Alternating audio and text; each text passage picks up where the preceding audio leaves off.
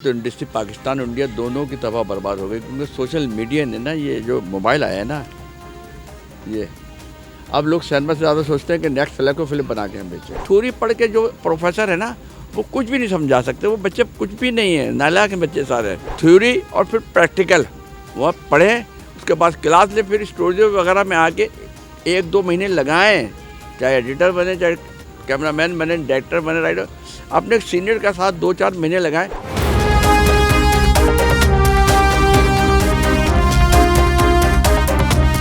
अस्सलाम वालेकुम नाज़रीन, मैं हूं नज़र हुसैन महबूब और आप देख रहे हैं चैलेंज टाइम टीवी। नाज़रीन, पाकिस्तान फिल्म इंडस्ट्री में बेशुमार फिल्म स्टार्स ने बड़ा नाम पैदा किया। यकीनन उनके पीछे किसी शख्सियत का कोई ना कोई बकअप तो होगा।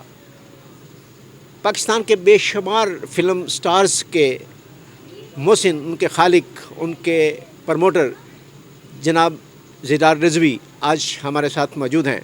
आइए आपसे मिलाते हैं और जानते हैं कि बादशाह तो होते हैं, लेकिन बादशाह घरों के गुर क्या होते हैं और उन्होंने कितने सारे आर्टिस्ट पैदा किए और कितने सारे हीरोज़ और हीरोइंस बनाई, और पाकिस्तान फिल्म इंडस्ट्री में उनके कितनी सारी पार्टिसिपेशन है। अस्सलाम वालेकुम जनाब ज़ीरार रिजवी साहब। कैसे हैं मिजाज, कैसे हैं आपके?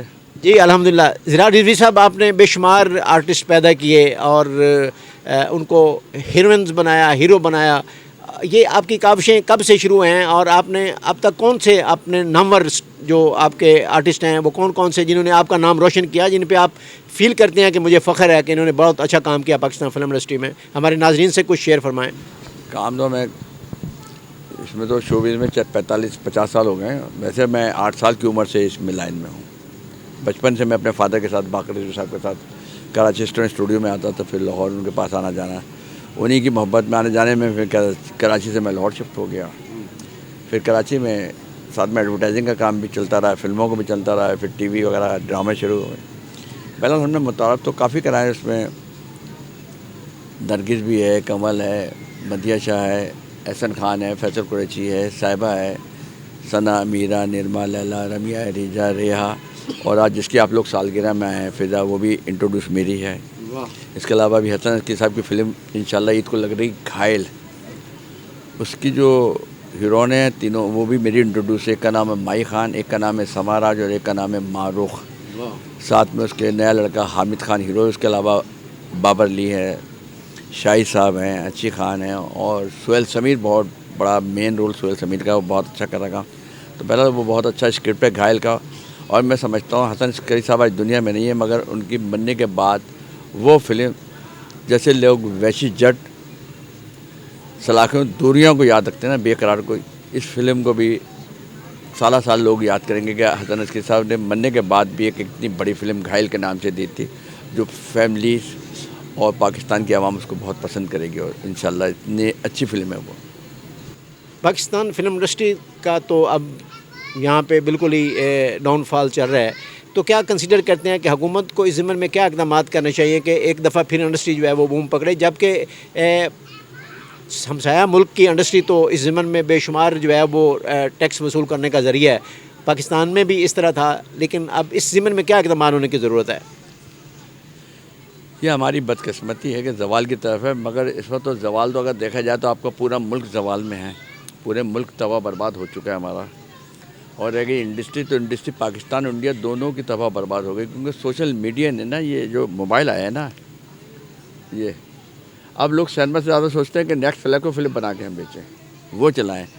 अब लाहौर के पाकिस्तान के साथ जो बहुत अच्छे डायरेक्टर हैं, वो नेटफ्लिक्स वो और यूट्यूब के चैनल के लिए फिल्में बना बना के लाखों करोड़ रुपए कमा रहे हैं।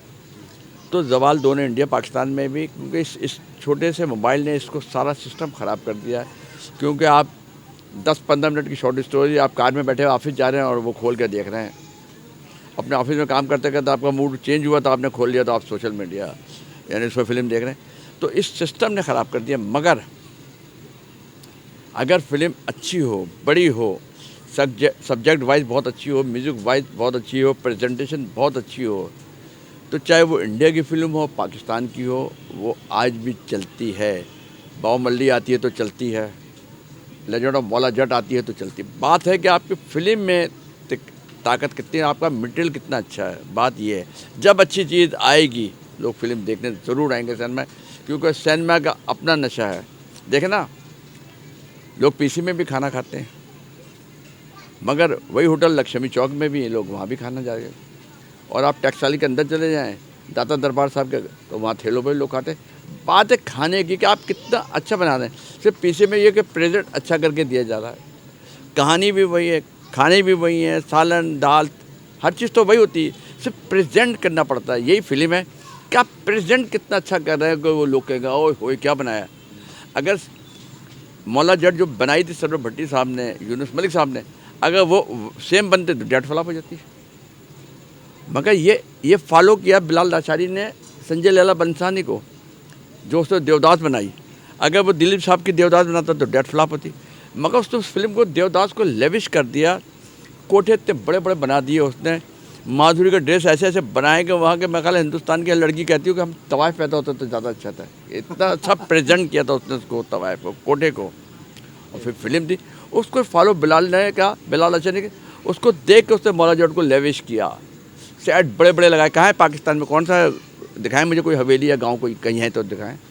उसने वो 2 साल 1.5 साल पुरानी फिल्में हॉलीवुड वगैरह की वहाँ से ली, तमिल फिल्मों से चीज़ें निकाली, गेटअप किए, फिर विजुअल इफेक्ट्स जो हैं बड़े बड़े वो डाले। हालांकि देखें तो स्क्रिप्ट कुछ भी नहीं, कमज़ोर है, क्योंकि वो तो मौला जट एक सिंबल था बहादुरी का, ताकत का। उसने तो देवदास बनाती है कि शुरू में वो शराब पी रहा है, मगर वो शराब, और पहले ही उसका एक्शन आया, पहले वो पिटा भी है। तो आपने तो मौला जट को कमज़ोर कर दिया, मगर क्योंकि लेविश थी, इफेक्ट्स वाला थे, गेटअप थे, चली। साहब, पाकिस्तान में बेपनाह पोटेंशियल मौजूद है। यहाँ के लोग बड़े इंटेलेक्चुअल, ब्रिलियंट और आर्टिस्टिक टेम्परामेंट के लोग हैं। और हमारे यहाँ पाकिस्तान टेलीविज़न में आम आदमी की एंट्री नहीं थी। 30 साल पहले हमारे पास क्लास के लोग थे जिनमें बड़ा पोटेंशियल था, लेकिन उनको पाकिस्तान टेलीविज़न के गेट से भी इंटर नहीं होने दिया गया, और बेशुमार हमारा टैलेंट जो है वो ज़ाया हो गया।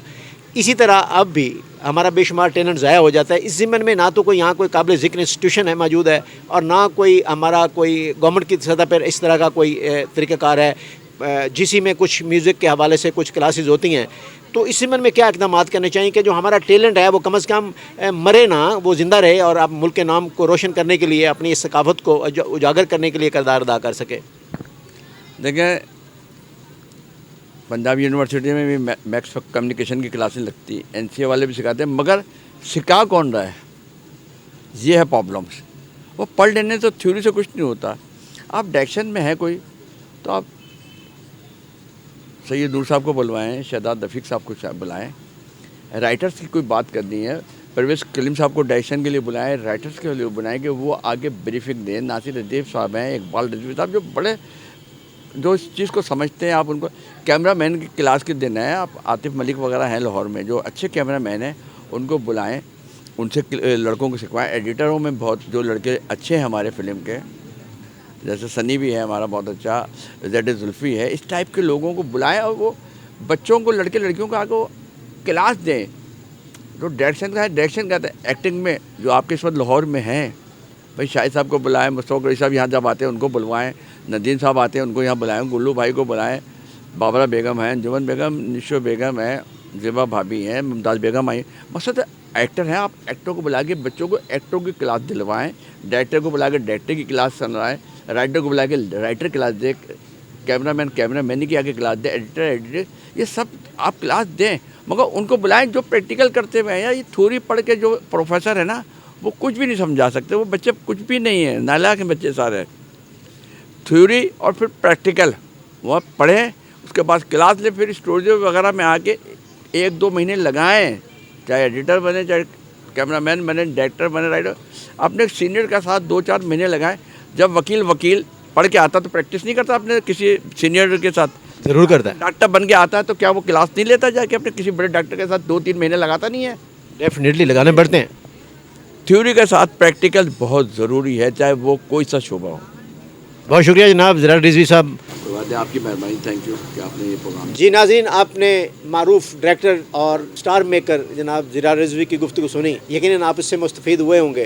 पाकिस्तान में बेपनाह पोटेंशियल मौजूद है। चूँकि हमारे पास वसाइल नहीं है और हमारे पास इंस्टीट्यूशंस नहीं हैं और वो सारा पोटेंशियल हमारा ज़ाया हो जाता है। वजह यह है कि बेशुमार पोटेंशियल इसलिए ज़ाया हो जाता है कि हमारे पास कोई ट्रेनिंग इंस्टीट्यूशन नहीं है। यकीनन अगर होता तो हम बहुत बड़े आर्टिस्ट पैदा कर सकते थे और पाकिस्तान फिल्म इंडस्ट्री फ़रोग पाती और पाकिस्तान की गवर्नमेंट को इस ज़िमन में बहुत सारा रेवेन्यू भी आता, जिस तरह बहुत सारा रेवेन्यू इंडिया के जीडीपी का एक कसीर हिस्सा वो उनकी फिल्म इंडस्ट्री से आता है। तो अब प्रोग्राम का वक्त ख़त्म हो जाता है। अपने मेज़बान नज़र हुसैन महबूब को इजाज़त दीजिए। पाकिस्तान जिंदाबाद।